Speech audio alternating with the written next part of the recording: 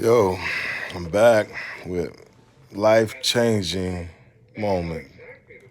My life-changing moment. Um, we slide to Valdosta, Georgia on the ambulance, and it takes a little, about 20 minutes or so. I pull up. They assess me. They see I have injury to my right knee and injury to my right hip. And they immediately address my knee issue because that's basically all they can do. So I had one of the doctors in there, man. He cleaned my knee out like twice, like forcefully cleaned my knee out like twice and stitched it up and told me the unfortunate news that I had like some fractures, some breaks in my hip, and I would have to get transferred. I would be transferred to Shands Hospital so they can, check my right hip out. I'm like, okay, cool. They want to go.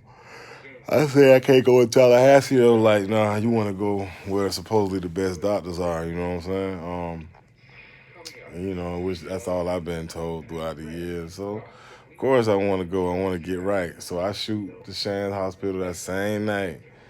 Man, I tell you, the ambulance driver, bro, that does the transfers from Valdosta Hospital to Gainesville. I tell you, buddy must have been in a hurry to at least catch half of the Florida State football game. He damn sure got me there fast, but he damn sure made the ride rough. You know what I'm saying? But I made it there safely. So I pull up and I'm talking about it's like 10 doctors and nurses and doctors and residents. Residents are students who's learning how to do the job at Shands Hospital. They assist the doctors, and in the meantime they hands on them. They're called residents and not doctors yet, but like a bunch of doctors and residents in the building, and this big ass room. They put me in the middle of the floor. They cut my boxes off and all. I'm like, bro, those brand new boxes. I just could have pulled them shits off. You know what I'm saying? But they look at me, man. They do all these X-rays. They assess me. They put this neck guard on me, which I'll show y'all a picture later.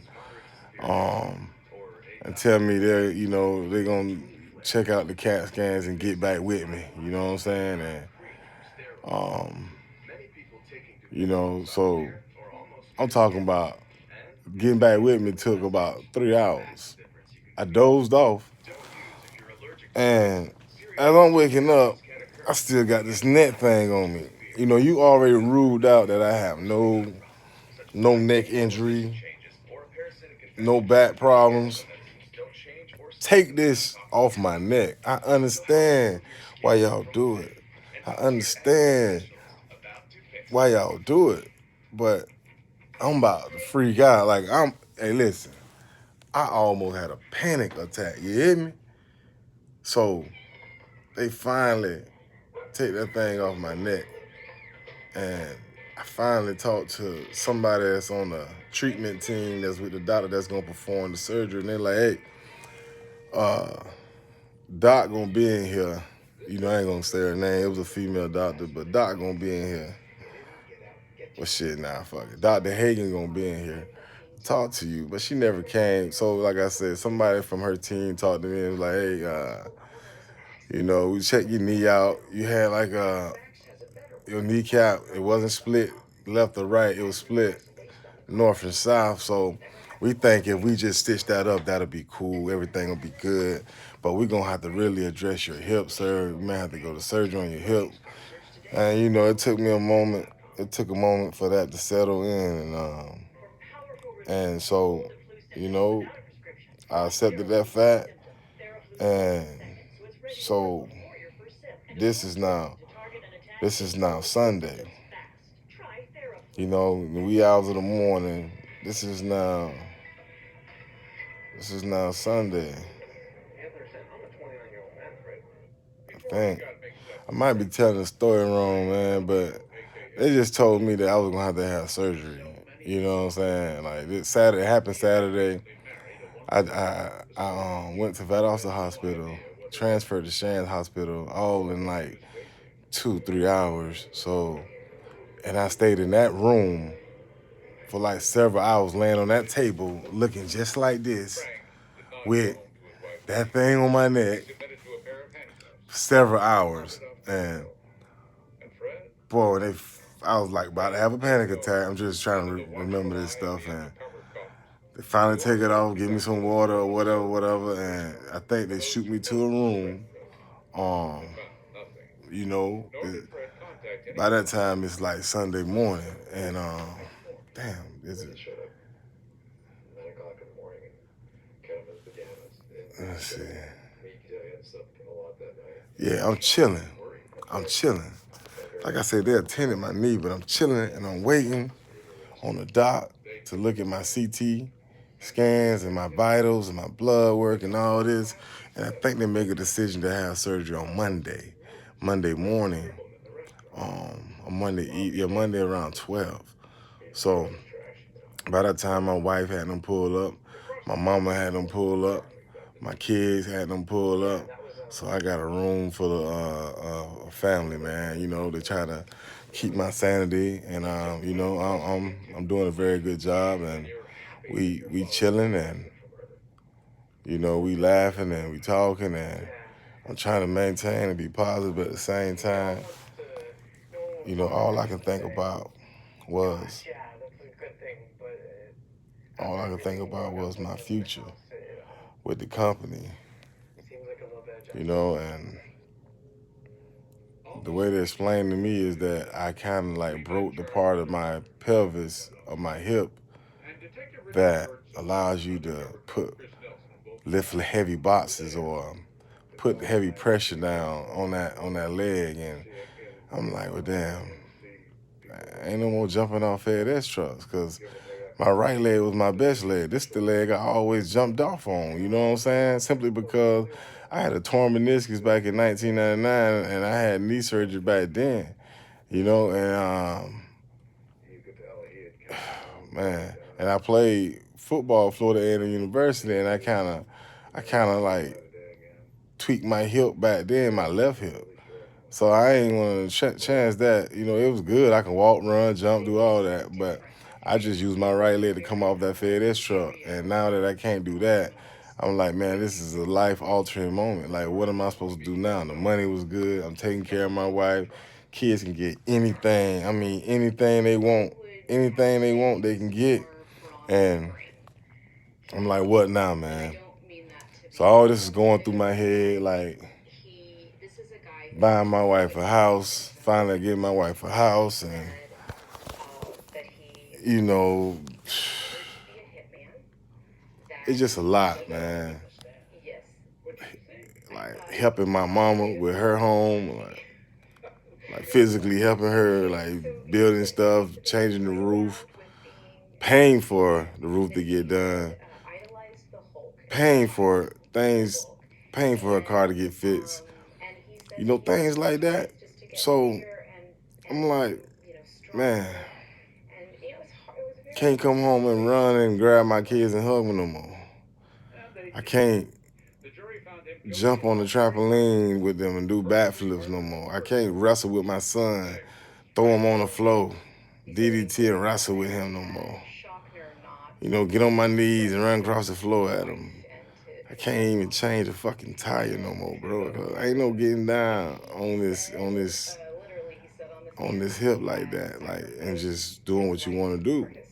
Like, this is a life changing moment, and like everything, like I'm a very active person. Everybody know I'm athletic. Like shit, a few weeks ago, my 39-year-old ass went to the park, and I beat a whole bunch of young guys. So basketball, that's my sport, and I'm very athletic. Helping my kids with the sport is all I dreamed of. Helping my son with football and baseball, helping my daughter with basketball and tennis, like that was my dream, and for that to be altered, or I still can help them. I know everybody been telling me, my mama, my wife, my friends, like, bro, you still can do it. You just gotta do it differently. I know this, y'all. What I'm trying to tell y'all, what I wanted to do was get on the court and make a jab step, dribble left, pull up for a jumper. Now you do it like that, Peanut. That's my daughter, Mackenzie. Or drop back 5 to 7 yards and throw a football on a 10 and out. That's how you do it, son. You see what I'm saying? Verbally telling somebody and showing them is two different things. So that's what I'm trying to tell y'all, man. Like, probably not gonna be able to do that. High risk for arthritis now for my hip, you know. But my wife, being the friend she is, my best friend, and my wife always got the right things to say, man. Like everybody say, you always, nah, man. Listen, man. My wife is a very intelligent woman, man, and she always got the right things to say, and Lord, she kept motivating me, man, because, I get down, and she kept pushing me and telling me, hey, look, understand, like, hey, listen, baby, I love you, and you got to keep fighting, and you got to keep pushing forward for your kids. Like, don't let them see you like this. How you going to tell them to keep pushing through um, um, obstacles that may come through in their life? You know what I'm saying? How you going to tell them to keep pushing if you ain't going to push through it? So, I listen, and, you know, my mama telling me some good information. For those that don't know, my mama had an aneurysm, and this lady had 2 brain surgeries in 24 hours. And I told her, you know what, mama, if you can do that, then I can if you can make it through that, you can have 2 brain surgeries where they cut your face, like the movie Face Off, cut your face and pull it down, like pull your whole real face down. They have 2 brain surgeries on both sides of the brain. Then I damn sure can get through a hip surgery. So, at the time of the hip surgery, they get me prepared for it. Go back, talk, hear what's going on. Get in the room. I got on this gown, of course, butt ass naked up under this gown. You know what I'm saying? And they telling me, hey, we're going to give you an epidural because this pain going to be serious afterwards. Man, give me whatever. So I'm in the room. They hit me with the gas mask. And I look up and see Doc. And I briefly did speak to the doctor. I just skipped over all that. But I spoke to Dr. Hagan, and she told me what she was going to do. But she really went into details with my wife because she was sure that she will remember the details, but I will too. Anyway, so I'm in the room, and Doc looking at my knee on the big screen. I know I'm finna have hip surgery, but she looking at my knee, and I'm like, hey, Doc, I got the mask on. Hey, everything good with my knee? Y'all said it was straight. Well, we gonna revisit it. We gonna see what's up with that knee. And I'm like, oh my God. So y'all, man, make a long story short, I ended up having knee surgery and hip surgery in the same night. Right? They put screws in my hip and they put screws in my knee. I'm like, damn. All I can say is, damn. But can't do nothing about it, y'all. Can't do nothing about it now. So, damn. That's all I can say, man. First surgery complete. Damn.